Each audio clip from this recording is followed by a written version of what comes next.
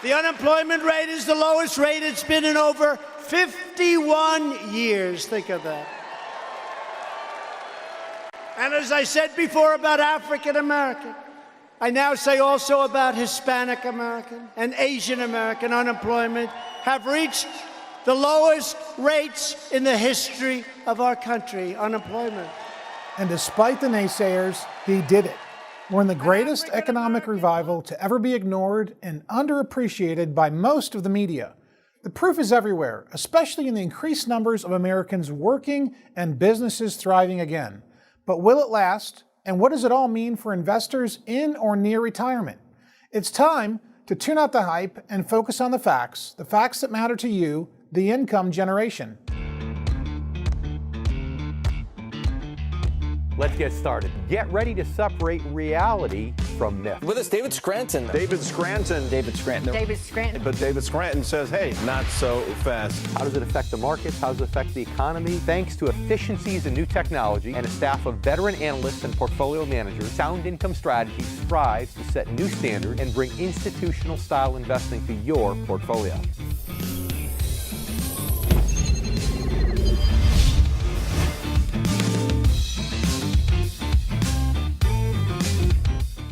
I'm Jeff Small, guest hosting today for David Scranton.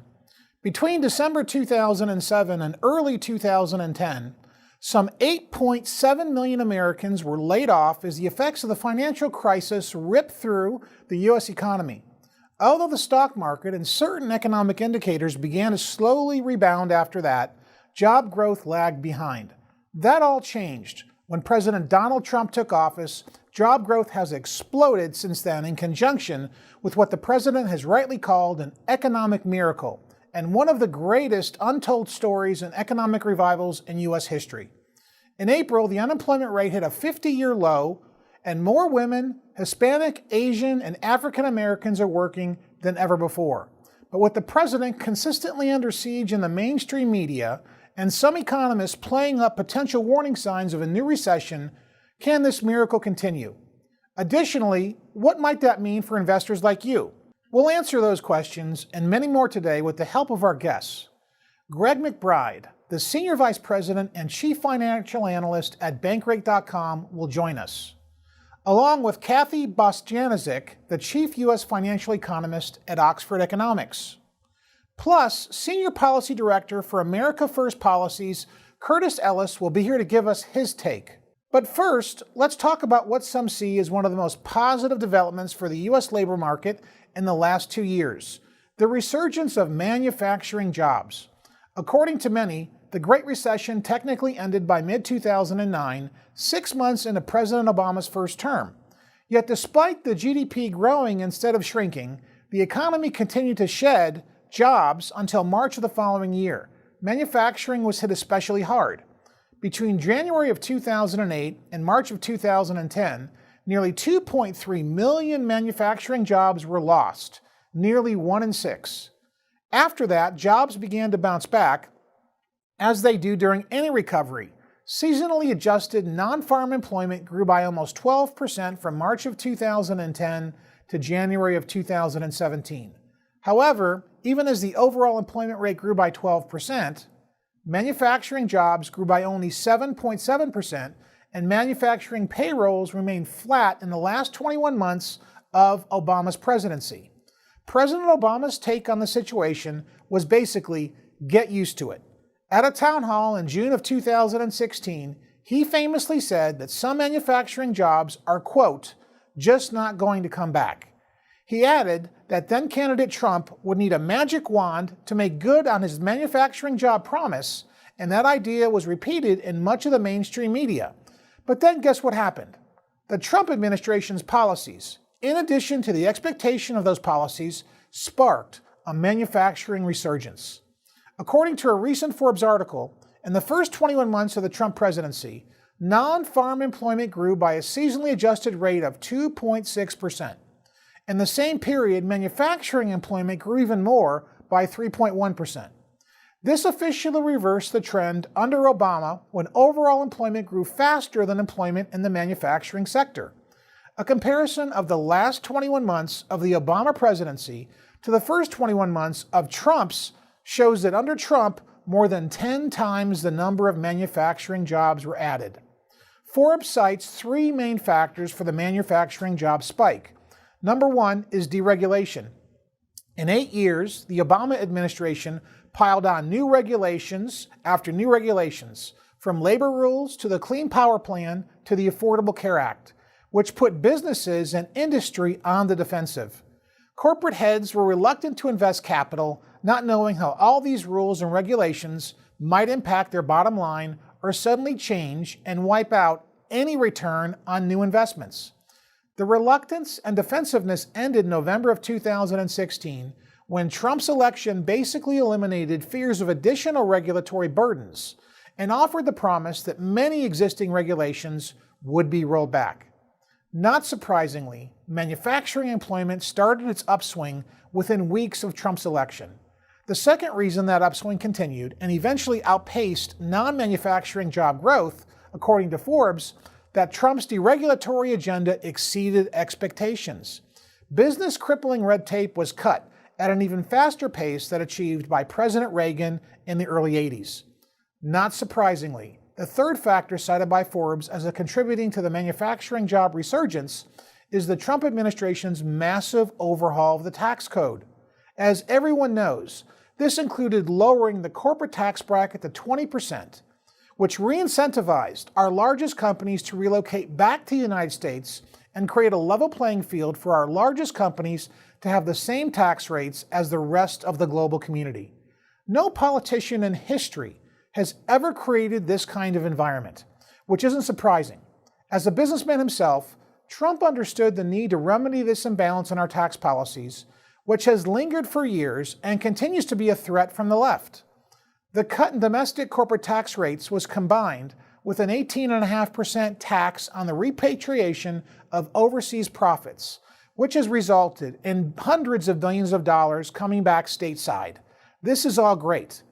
But is this whole economic miracle, the resurgence in jobs, really in danger due to President Trump's courageously tough stance on trade with China, as some critics might claim?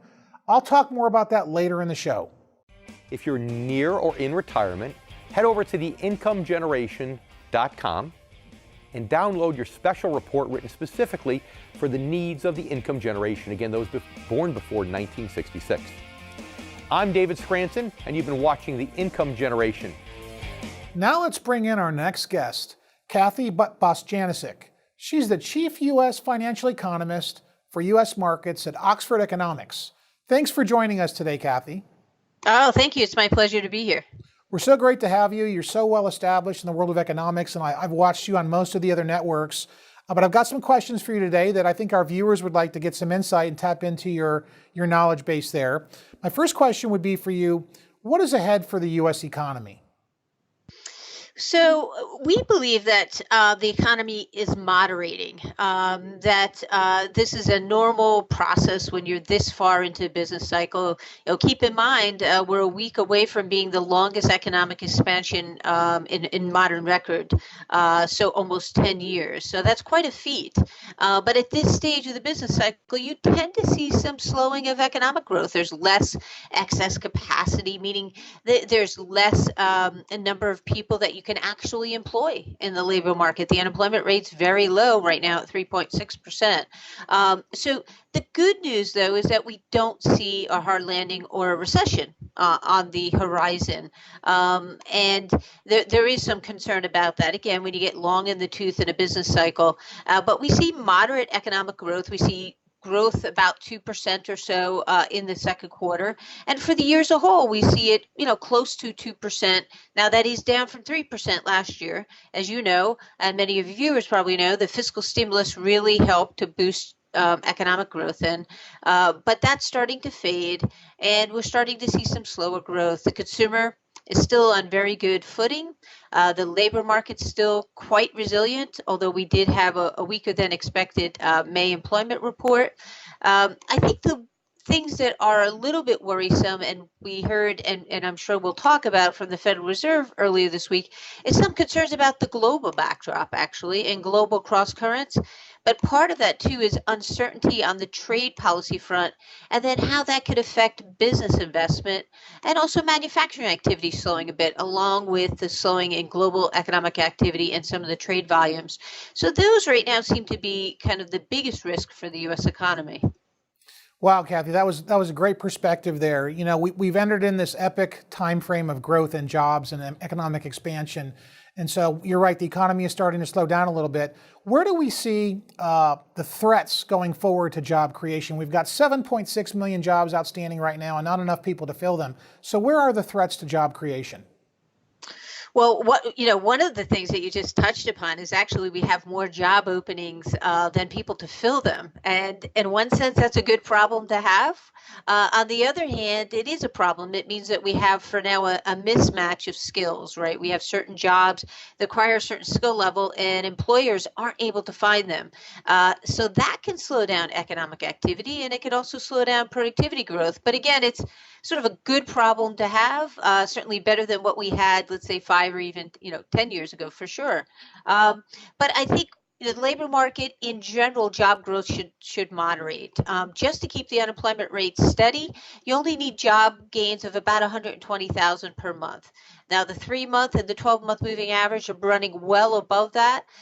So again, we're probably going to see some moderation.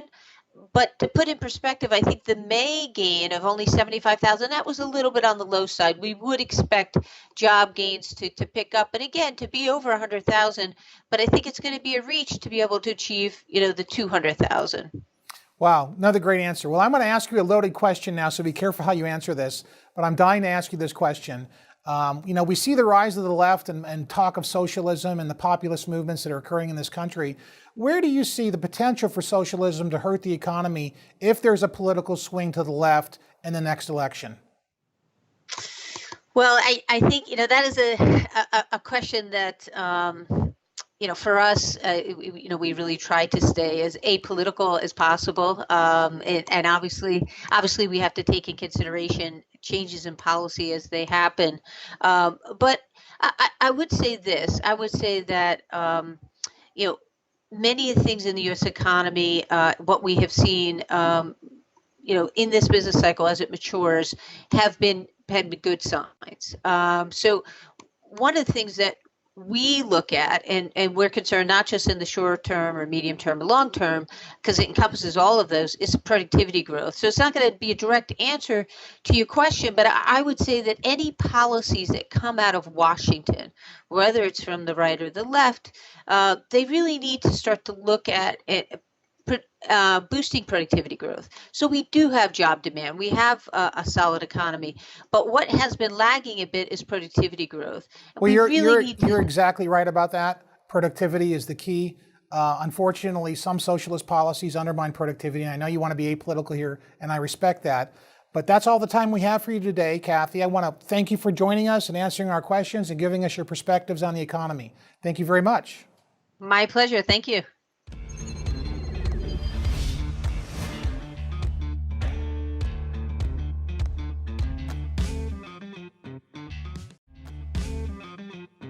In addition to a resurgence in manufacturing jobs, another exciting aspect of job growth under President Trump has to do with geography. Jobs are now growing at a faster rate in Trump country than they are in Democratic-leaning urban and coastal areas. In the first 21 months of Donald Trump's presidency, the 2,622 mostly rural and non-urban counties he won in the 2016 election added jobs at twice the pace than they did during the previous 2 years under Obama. Jobs also grew at a slightly higher rate in those areas than the 490 counties that supported Hillary Clinton. Overall, Red America overtook Blue America last month in 12-month employment growth for the first time in 7 years. This according to a Brookings Institution analysis of economic data for Bloomberg News. This is all obviously great news for President Trump. Jobs were a major part of his 2016 campaign, and he ran on a promise to restore America's greatness for the forgotten people in areas of the U.S. hit hardest by the Great Recession. Clearly, he's delivered on that promise by restoring manufacturing jobs that his opponents argued were lost for good. As I discussed, The fact that job growth has been strongest in the states and counties that supported him in the 2016 is more clear-cut evidence that he's delivered on his promise. Despite the fact that political opponents and the mainstream media continue to persecute him and largely ignore his economic miracle, there is plenty of additional evidence to support that miracle, especially where jobs are concerned. The Trump scoreboard shows that 5.4 million new jobs have been created since he took office. Last month, the Bureau of Labor Statistics, the economy added 263,000 jobs in April, while the unemployment rate dipped lower to 3.6%, its lowest level in 50 years.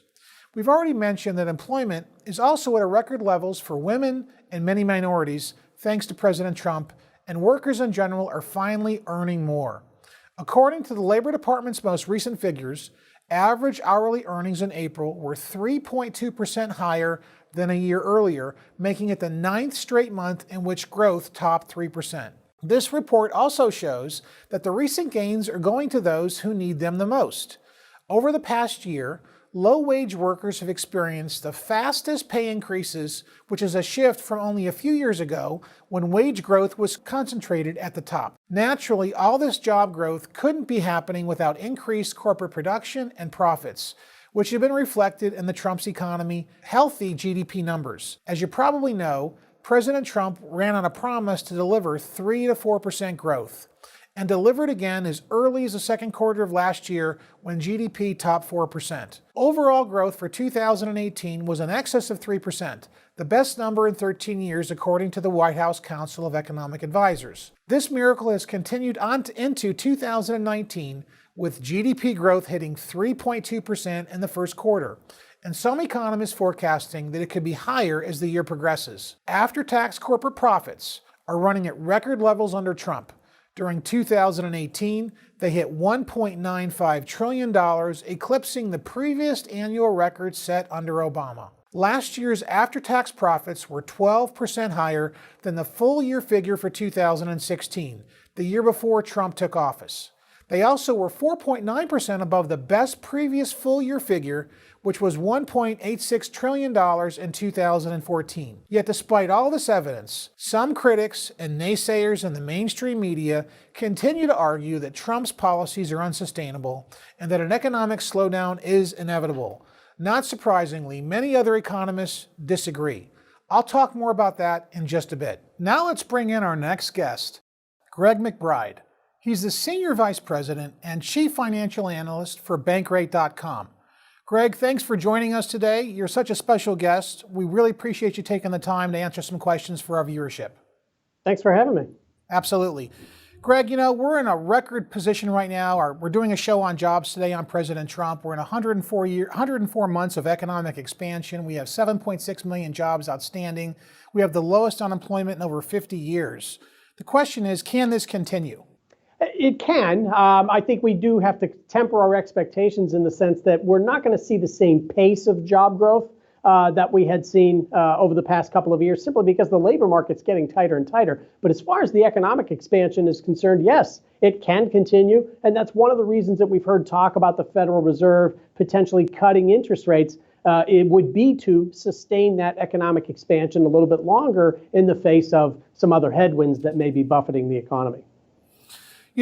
We've seen jobs pull back a little bit here recently. We had 75,000 created last month, and we had a really good month the month before that, around 268,000. But the average this year seems to be in the 160s. Where do you see the average going for the rest of the year? Are we going to keep seeing the lower number come in that will maybe get us into a range of 130,000 jobs a month to 150,000? What is your feeling there? I lean more toward the 130 to 160,000 range as kind of being the norm through the balance of this year. Everybody freaked out whenever the jobs report came out for last month, and it showed only 75,000 jobs. And they said, this is like, the sky was falling. But look, we went through this same song and dance back in February, that we had a weak number that month. Everybody got all freaked out. And then what happened? March and April came back really, really strong. So one in a row is not a streak. Just that one number doesn't really mean a whole lot. I think the trend is what we have to look at, but I would just temper the expectations and realize that trend it's going to be a slower pace of job growth than what we've seen in the past, simply because the labor market's getting tighter and tighter. There's more than 1.3 million open jobs that are unfilled. We have more open jobs than we have unemployed people, which again, testament to just how tight this labor market is. Yeah, that's a pretty crazy number. I really consider that the greatest economic miracle and story that's not been told. Just imagine, Greg, what the jobs numbers would be like if we didn't have an aging population. Let's go back into the 90s. If we were in the 90s, the jobs numbers would even be significantly better because we have so many people leaving the workforce due to the long-term secular demographic change that we have in our aging population. But, with jobs starting to slow down, what do you think it will take for the Fed to act and lower rates? What's going to really motivate the Fed from here, besides just, giving us little feel-goods about the potential for lowering rates in their Fed meetings? What is it going to take on the macro data front and in the employment front for them to really act and lower rates, in your opinion? Well, I think that we're coming into this year. We expected economic growth to downshift from that 3% pace last year to 2 to 2.2% this year.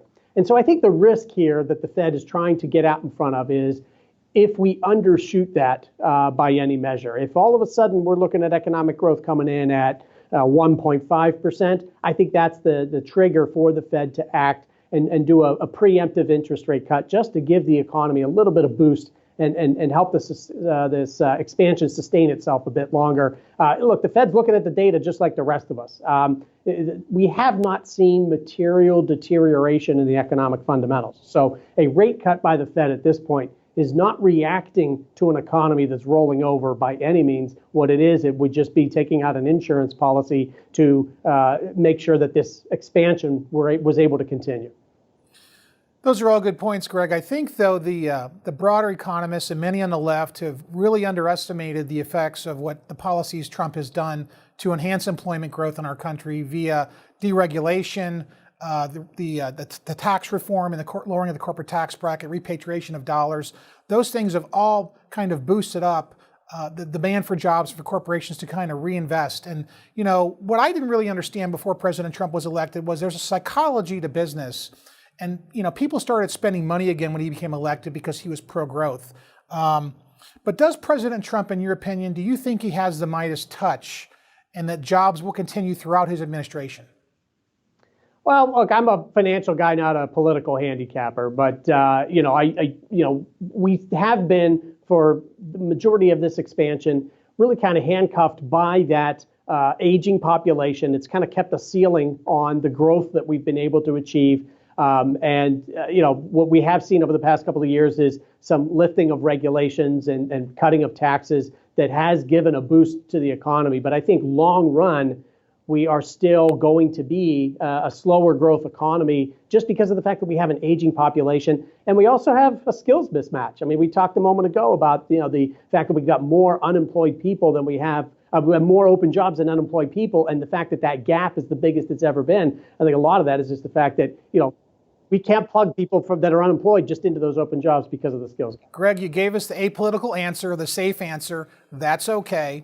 I'm making fun right now. I'm having a joke with you. You can laugh about that. It's all right. No worries there. So listen, we've got to go to a break, and we'll be right back with Greg to answer some more questions.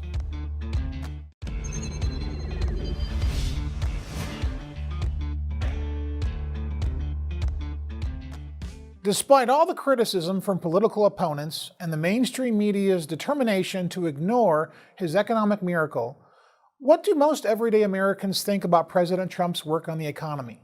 Well, according to a recent CBS poll, 7 in 10 Americans say the economy is in good shape, including a quarter who say it is very good, and increasingly they give President Trump the credit. 41% of those surveyed say Mr. Trump's policies are mostly responsible for the strong economy, which is up from 32% at the beginning of 2018. Not surprisingly, Republicans gave the president relatively more credit for the economy than Democrats did. But the numbers are still telling.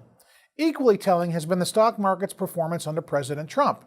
Market indexes set one record after another in the year following the 2016 election and continue hitting new heights in 2018. Despite increased volatility, markets are back up to their all-time peaks. The Dow Jones Industrial Average hit its all-time record high of 26,829 in October of last year, and the S&P 500 reached a new record earlier this year. Now, as you've heard David Scranton explain, much of that growth took place in the first year of Trump's presidency because it was based on investor optimism and his economic policies. In other words, the value that President Trump brought to the economy was priced into the financial markets before it was actually reflected in GDP growth, which isn't uncommon. As we've seen, the data clearly shows the president has delivered on that promise, and then some with his economic miracle. However, the important thing for investors in or near retirement is to keep in mind the stock market is still overinflated based on that early growth, which again was driven by optimism. That means the likelihood of the market reaching new record highs and getting back to a steady upward trajectory without experiencing another major correction first are probably slim. As David Scranton has pointed out many times, the financial markets have been somewhat disconnected from economic fundamentals ever since the financial crisis, thanks mainly to the Federal Reserve's overuse of artificial stimulus, such as quantitative easing. That's unfortunate because it creates an element of uncertainty for investors at a time of historic economic momentum and prosperity. The elements of uncertainty is one that investors in or nearing retirement especially need to be aware of. The good news in that respect is that it's becoming increasingly hard to miss where the financial markets are concerned. As mentioned, after 15 months of steady growth, volatility returned to the stock market in early 2018 in a big way. All the major market indexes finished the year down more than 5% after the market's worst December since the Great Depression. Then, after regaining much of those losses earlier this year, the market became extremely rocky again in May. As was the case last year, much of May's volatility was thought to be driven mainly by the worries over growing and potential impacts of President Trump's tough stance on trade with China. Some economists have expressed fears that escalating tariffs will result in increased costs for consumers and businesses and trigger a broader economic slowdown. It's also possible that a new recession might occur by next year if no new trade agreement is reached between China and President Trump. Naturally, this makes Wall Street nervous because, again, big investors are counting on growth to continue until it catches up with the overinflated stock market. If that doesn't happen and a new recession does hit, that would most likely mean another major stock market correction, on par with those that we experienced from 2000 to 2003, and again from 2007 to 2008. Of course, if you're a regular viewer, you've heard David Scranton explain this many times to illustrate why it's so important for investors in or nearing retirement to make asset protection their top priority. If you're near or in retirement, head over to theincomegeneration.com and download your special report written specifically for the needs of the income generation, again, those born before 1966. I'm David Scranton, and you've been watching The Income Generation. We're here with Greg McBride. He's the Senior Vice President and Chief Financial Analyst for Bankrate.com. Greg, thanks for sticking around. Thanks for having me, Jeff. Absolutely. Greg, asset prices are very high. The stock market is actually at its peaks again in terms of valuations, and we're actually in a late cycle of the bull market run here, late stage here in the market.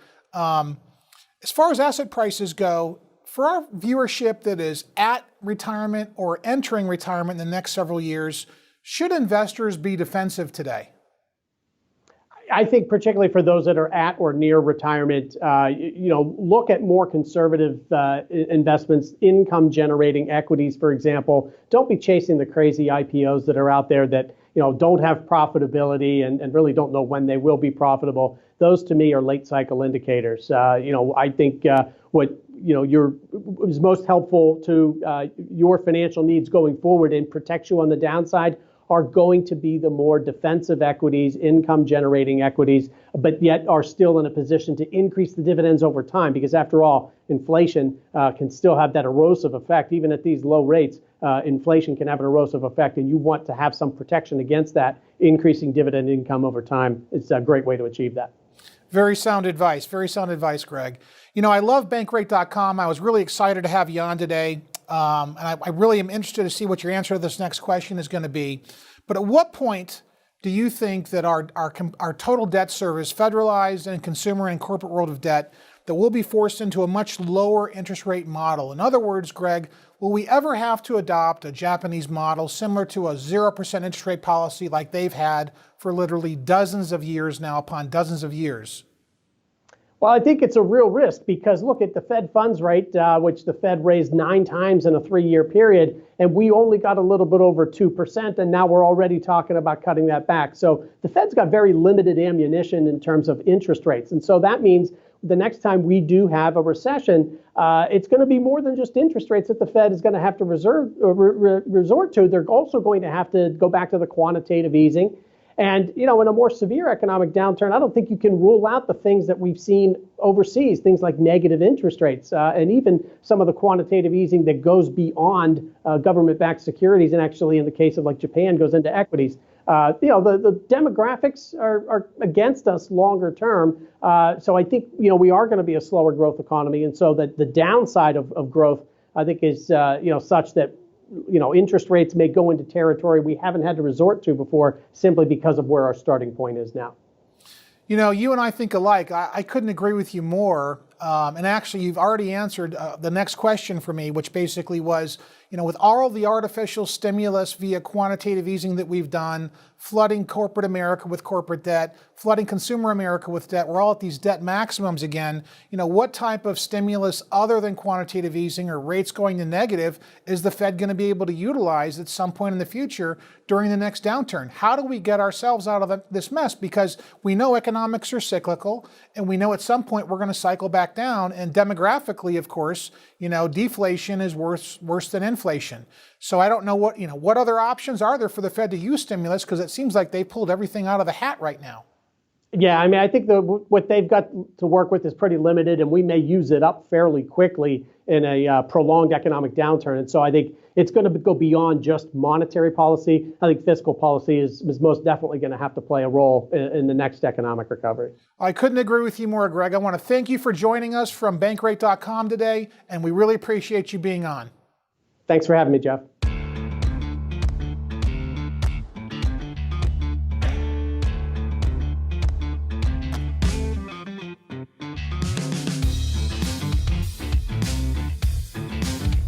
For behind-the-scenes photos, retirement planning tips, and upcoming giveaways, follow the Income Generation Show on Facebook. And don't forget to subscribe to our YouTube channel to watch video clips, guest interviews, and to catch up on past episodes. David J. Scranton, Amazon bestselling author, money manager, and national TV host, is on a mission to educate baby boomers about the need to shift from growth to income. If you're at or near retirement, focusing on income over growth can make all the difference in the quality of your retirement. Each week, David educates America on his NewsMax TV show, The Income Generation, where he provides special reports and more to teach baby boomers about the income model. Call now for a free copy of David's latest book. Go to soundincomestrategies.com/income to find out more. If you're near or in retirement, head over to theincomegeneration.com and download your special report written specifically for the needs of the income generation. Again, those born before 1966. I'm David Scranton, and you've been watching The Income Generation. We'll see you all next Sunday.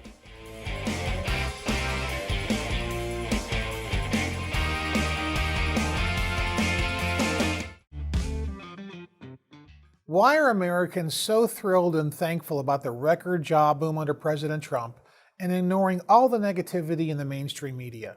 Simply because jobs are that important. A job is your livelihood. It's your source of income in the present and for the future. If you're lucky enough, it's also a major source of satisfaction in your life and of your personal identity. A job means stability, security, and optimism about the future. By contrast, lack of a job means fear, struggle, and uncertainty. Things change a bit when you get near retirement age, but they don't change completely. As noted, one of the things most of us do during our working years is prepare for these later years by saving and investing in tools and strategies geared toward growing our money. We know there will come a day when unemployment won't be a hardship, but a choice, a reward that we've worked and saved for. At that point, it isn't the prospect of losing a job that can lead to fear, struggle, and uncertainty. It's the prospect of running out of income. At that point, the source of your income is no longer your job. It's the savings you've worked to accumulate and grow over the course of your working years. In the growth and accumulation stage of your life, of course. That's why advisors like me who specialize in income-based financial strategies stress the importance of making a paradigm shift as retirement nears. A shift from a growth mindset to a protection and income mindset. While no investment tool or strategy is 100% certain, strategies geared towards protection and income are designed to dramatically reduce your risk of spending down your principal, or of suffering a significant loss in the event of a major market crash, like those that have already occurred twice so far since the turn of the century. In other words, the kinds of income-based strategies we talk about on the Income Generation are designed to give you retirement income the same features that a good job provides during your working years. Things like security, reliability, and protection against the effects of inflation, a sense of satisfaction, and a peace of mind. Ideally, you should be able to enjoy those things during your working years, as so many more Americans are now thanks to President Trump and throughout retirement. But doing so means understanding that you don't achieve them in the same way in these different stages of life. It requires making a change in the years leading up to retirement, a paradigm shift in the way you think about saving and investing, a shift away from growth and toward protection and income. So now let's bring in our next guest, Curtis Ellis, the Senior Policy Advisor at America First Policies. He previously served as Senior Policy Director for the Donald Trump campaign. Curtis, thank you for joining us today. Thanks for having me. You know, Curtis, I kind of feel a little bit like Paul Revere riding down the range saying the recession is coming, because the economic revival that President Trump has created an employment environment that every president in history would be continuously envious of in a remarkable way. And so I see a lot of the things that he's contributed today to deregulation on employment and also the tax reform and the economy growing at the same time. But does President Trump, does he really have a touch where everything turns to gold with employment? I mean, is he really responsible for the turnaround in all of these record-setting unemployment and employment issues in our economy? Absolutely. That's funny, a touch that turns everything to gold, because if you look at his trademark building career, he does like gold, and it does seem to be carrying over now absolutely into the economy. He had a plan for tax cuts, regulation cuts, trade reform, and energy reform. That's what he laid out during the campaign. He has pursued that assiduously here, and that's what's responsible for the huge economic growth we're seeing, for the economy catching fire. It's this combination. If you cut regulation and you cut taxes, we're now competitive with the rest of the world. You level the playing field through trade reform so that people aren't getting a free ride off of the United States the way they've been. It makes more sense to invest in the United States, and we're seeing that. And then with energy, we're now the dominant energy producer in the world. All of these things are working together. We do have a problem, and it's a problem that most people would want to have, which is there are more job openings than there are people to fill them. I mean, this is a luxury problem. It really is, and I could just imagine what the job numbers would be like if we were in an era where we didn't have an aging population. To achieve what we've achieved what he's achieved is absolutely remarkable. And so we've seen corporate tax rates drop dramatically, where we can actually level the playing field, which is a phenomenal thing he's done for our businesses. But I think only a businessman could really understand the need for that, because no politician in history's ever been able to resolve this problem. Exactly right. You see, we have a businessman in the Oval Office now. For the previous administrations, I don't know how far back you'd have to go. We've always had people who've learned about this stuff in a textbook. They read, and actually most of the presidents haven't even learned about economics in a textbook. They rely on some aides who read something in a book somewhere a long time ago, who told them about an invisible hand, or told them about comparative advantage or competitive advantage or some such theory. Well, Curtis, President Trump knows what it means. So it's true that presidents are only as good as their training, and if they haven't had the training in business, they can't help business. So on that note, we're going to break. Curtis, I want you to stick around. We'll be right back with more in a minute.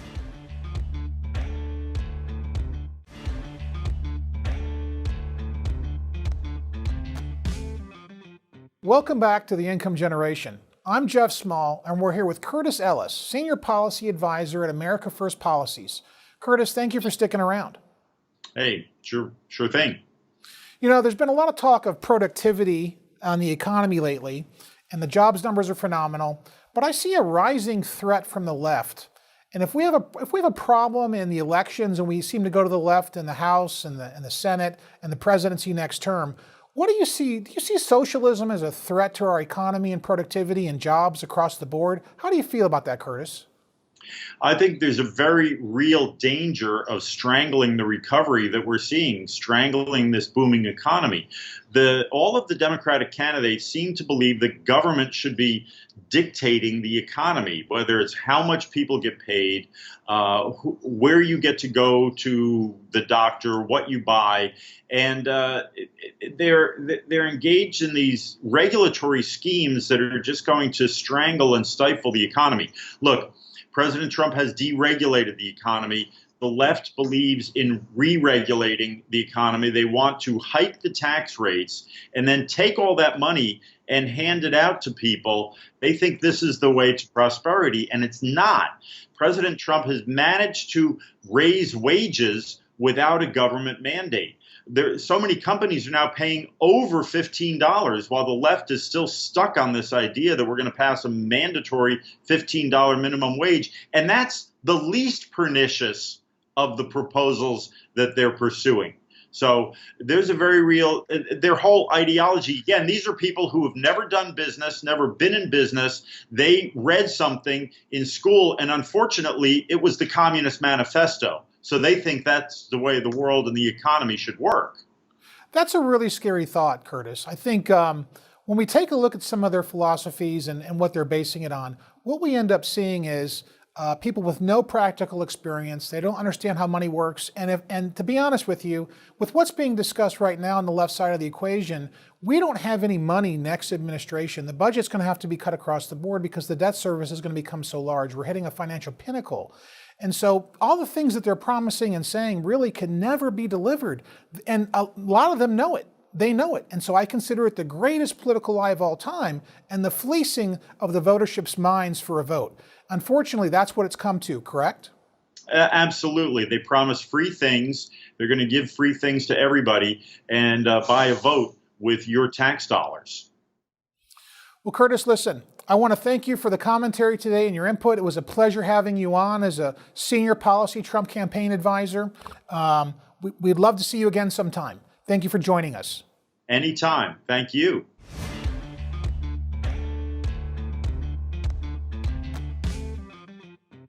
If you're near or in retirement, head over to theincomegeneration.com and download your special report written specifically for the needs of the income generation. Again, those born before 1966. I'm David Scranton, and you've been watching The Income Generation.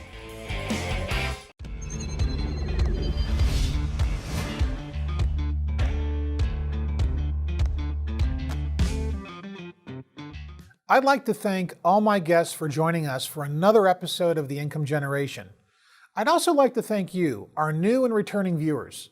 And of course, I'd like to thank David Scranton for giving me the privilege of guest hosting once again. Whether you've had one job you've enjoyed throughout a long career or many jobs that have kept you happy and prosperous throughout adulthood, we can probably all agree on one thing. Having a job that provides a reliable source of income and enables you to prepare for the future is priceless. This again is why the huge upsurge in employment under President Trump has been one of the most inspiring and appreciated aspects of his economic miracle, despite the fact that much of the mainstream media has neglected and ignored it. The reality is, though, that once you've moved beyond your working years and you're getting close to retirement, the game changes. At that stage of life, having reliable income to meet your needs and goals in the present and future no longer depends primarily on a job for most people. It depends on you. It depends on identifying your specific retirement goals and really understanding the financial markets. And in my experience, it mostly depends on making that paradigm shift from a growth mindset to a protection and income mindset. From there, it involves working with the right financial advisor, ideally one who specializes in actively managed income-based financial strategies. While no one can control the direction of the economy and financial markets at any stage of life, you do have more control over your own financial security in retirement than you probably realize. Take advantage of it. Thanks for watching. If you're close to retirement and really want to know how to protect and maximize your money, it's absolutely essential that you stay informed and up to date. And right here is where you can do that on the Income Generation. I'm Jeff Small, and we'll see you next week.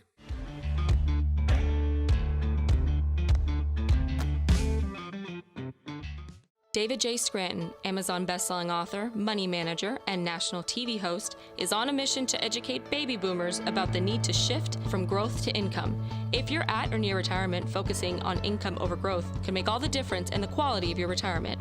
Each week, David educates America on his NewsMax TV show, The Income Generation, where he provides special reports and more to teach baby boomers about the income model. Call now for a free copy of David's latest book. Go to soundincomestrategies.com/income to find out more.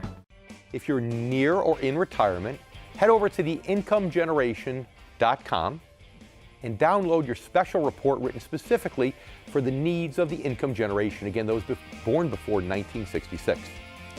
I'm David Scranton, and you've been watching The Income Generation.